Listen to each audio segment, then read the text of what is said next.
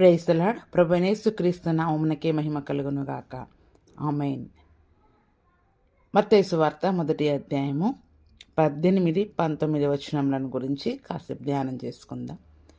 యేసుక్రీస్తు జనన విధం ఎట్లనగా, ఆయన తల్లి అయిన మరియా యోసేపునకు ప్రదానము చేయబడిన తరువాత వారేకము కాకమునుపు ఆమె పరిశుద్ధాత్మ వలన గర్భవతిగా ఉండెను. ఆమె భర్త అయిన యోసేపు నీతిమంతుడయ్యుండి ఆమెను అవమానపరచనొల్లక రహస్యముగా ఆమెను విడనాడ ఉద్దేశించెను. అతడు ఈ సంగతులను గూర్చి ఆలోచించుకొనుచుండగా, ఇదిగో ప్రభుదూత స్వప్నమందు అతనికి ప్రత్యక్షమై, దావీదు కుమారుడవైన యోసేపు, నీ భార్య అయిన మరియను చేర్చుకొనుటకు భయపడకుము. ఆమె గర్భము ధరించినది, పరిశుద్ధాత్మ వలన కలిగినది. ఆమె ఒక కుమారుని కనును. తన ప్రజలను వారి పాపముల నుండి ఆయనే రక్షించును గనక ఆయనకు యేసు అను పేరు పెట్టుదు అనెను. క్రీస్తునందున ప్రియ సహోదరి సహోదరులారా, ప్రభువైన యేసు క్రీస్తు యొక్క జనన సంగతులలో మరి తండ్రి అయిన యోసేపు గురించి ఈ దినమున మరి మనము ధ్యానం చేసుకున్నట్లయితే, ఆమె భర్త అయిన యోసేపు నీతిమంతుడై ఉండి ఆమెను అవమానపరచనొల్లక రహస్యముగా ఆమెను విడనాడ ఉద్దేశించెను అని వాక్యం రాయబడుతూ ఉంది. మరి ప్రభువైన యేసు క్రీస్తు తల్లి అయిన మరియా పరిశుద్ధాత్మ వలన ఆమె గర్భము ధరించింది. ఆ సంగతి ప్రదానము చేయబడిన మరి యోసేపు వినినప్పుడు, మరి ఆ దినమున ధర్మశాస్త్రమును బట్టి చూస్తే ప్రదానము చేయబడిన ఏ స్త్రీ అయినా కూడా మరి గర్భము ధరించినట్లయితే, ఒకవేళ మరి ఆమె ఏదో పాపము చేసి ఉంది కాబట్టి మరి ఆమె ఎవరితోటైతే ఆ పాపము చేసిందో మరి వారిరువురికి కూడా మరణశిక్ష విధించాలి, రాళ్లతో చావకొట్టాలి అని ధర్మశాస్త్ర గ్రంథములో రాయబడి ఉంది.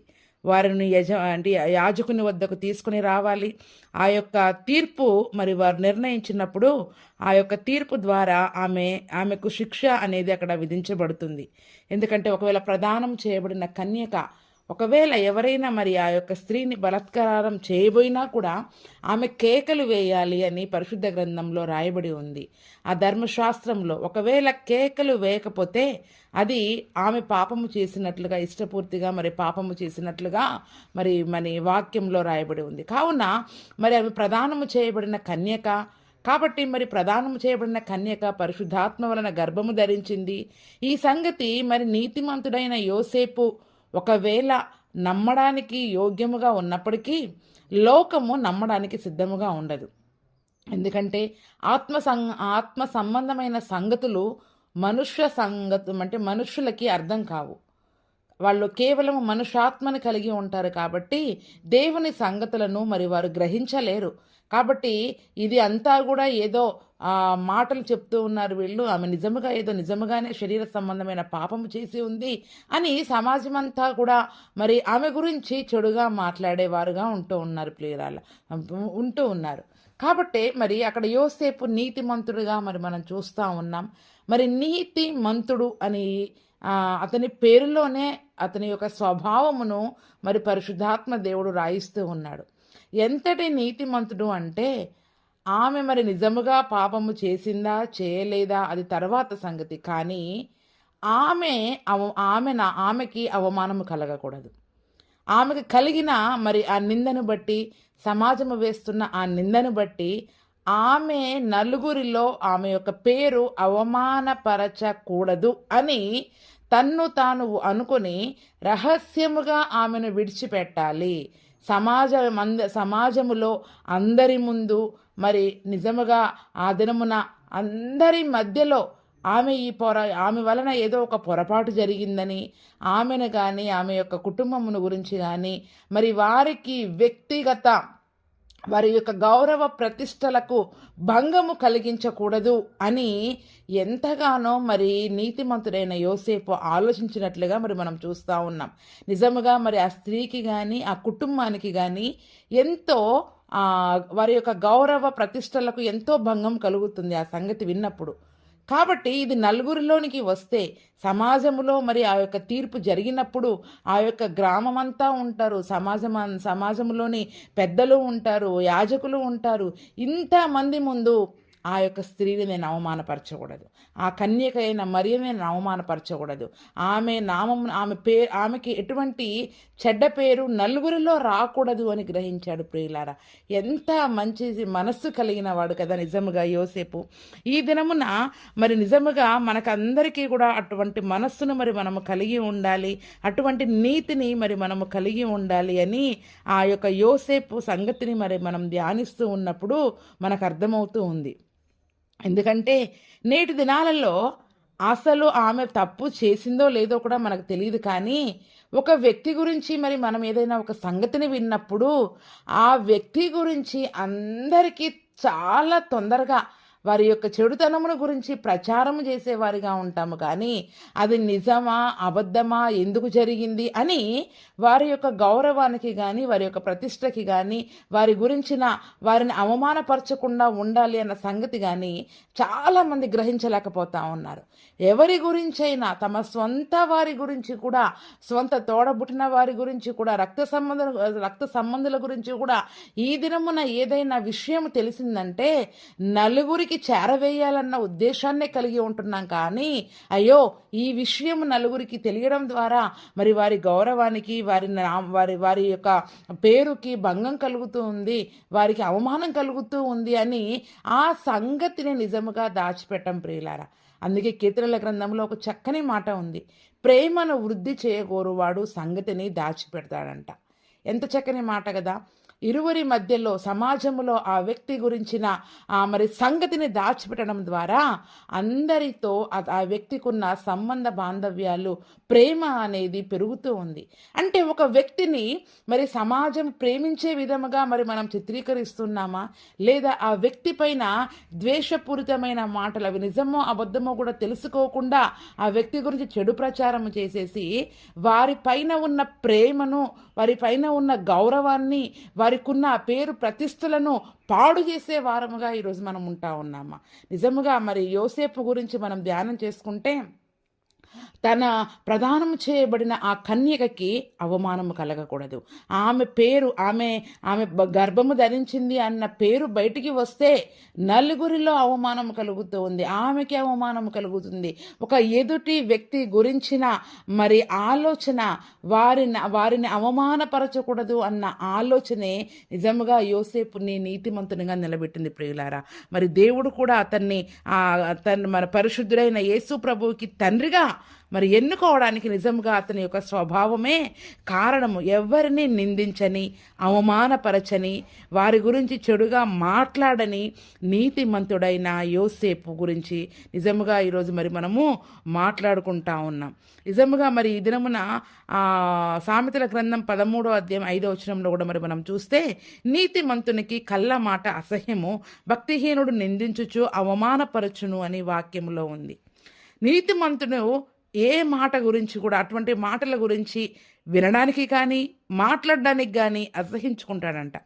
కానీ భక్తిహీనుడు ఆ విన్న సంగతిని గురించి నిజముగా వీరెటువంటి వారా, అటువంటి వారా అని వారిని నిందిస్తూ వారిని అవమానపరిచేవారిగా ఉంటారు. ఈరోజు సమాజంలో చాలామంది కూడా నిందించేవారు, అవమానపరిచేవారిని మనం చూస్తూ ఉన్నాము. కానీ మరి నిజముగా అయ్యో అటువంటి యోసేపు లాంటి నీతిమంతులను నేటి దినమున మరి మనము చూడలేకపోతా ఉన్నాం.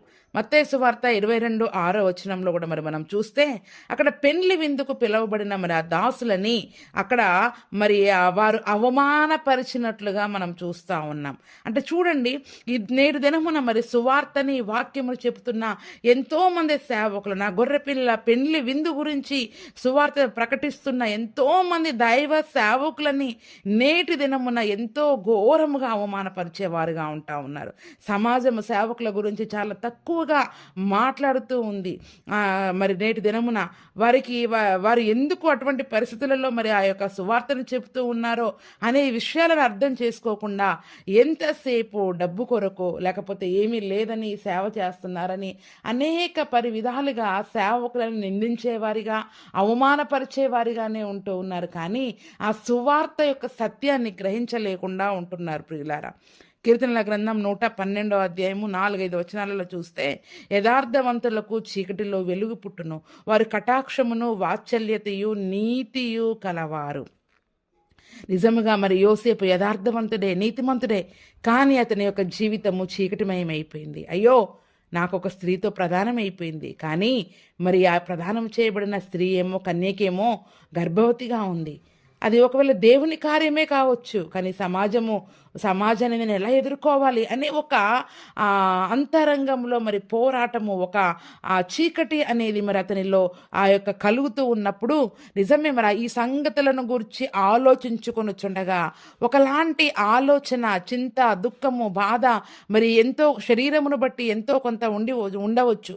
ఆమె గురించి అయితే చెడుగా చెప్పడం లేదు, కానీ మరి నేను ఈ సమస్య నుంచి ఎలా విడుదల పొందాలి, ఆ కన్యక నుంచి నేను ఎలా విడుదల పొందాలి, నేను ఆమెను ఎలా విడిచిపెట్టాలి, ఎందుకంటే ఒకవేళ ఆ నింద నా మీద పడుతుందేమో అని మరి ఒకలాంటి చీకటి గాఢాంధకారపు లోయగుండా కొంత సమయం మరి తన యొక్క జీవితం వెళ్ళినప్పుడు మరి నిజంగానే చీకటిలో యథార్థవంతులకు వెలుగు పుడుతుందని వాక్యం, ప్రియులారా.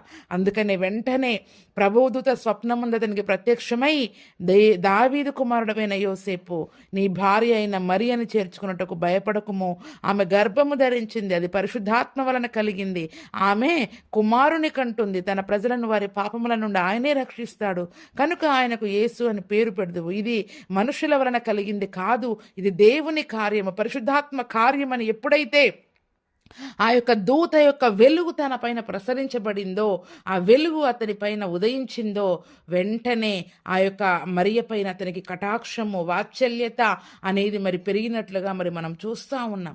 కాబట్టి ఆ దేవదూత ఆ యొక్క మాటల ద్వారా, ఆ వాక్కు ద్వారా అతని జీవితంలో వెలుగు నింపింది. నిజంగా కన్యకైన మరియపై దేవుని చిత్తాన్ని గ్రహించి తను కటాక్షము, వాత్సల్యత చూపించిన నీతిమంతుడుగా మరి ఎంచబడ్డాడు. కాబట్టి మరి ఎంతమంది నేటి దినమున యోసేపు లాంటి నీతిమంతులు ఉన్నారు. ఈరోజు అందరినీ కూడా యేసు ప్రభుల వారు తన యొక్క రక్తము ద్వారా కడిగి ఉన్నారు, ప్రియులారా.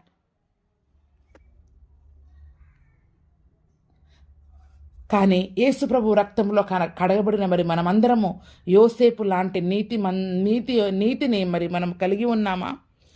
మరి ఒక యోసేపు గురించి కూడా ఈరోజు కొన్ని మాటలు ధ్యానం చేసుకుందాం.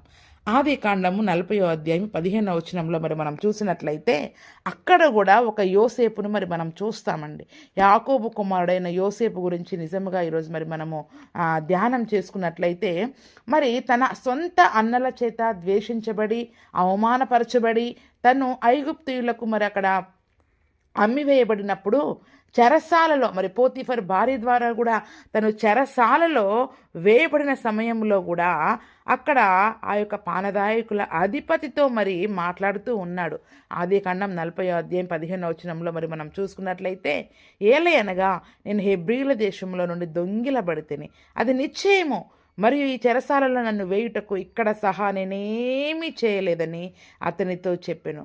చూడండి, తన సొంత అన్నలు అతన్ని ఎంతగా ద్వేషించారు, ఎన్ని మాటలు అన్నారు, గుంటలు వేశారు, అతని వస్త్రాన్ని తీసివేసుకున్నారు, చంపాలని ప్రయత్నం చేశారు.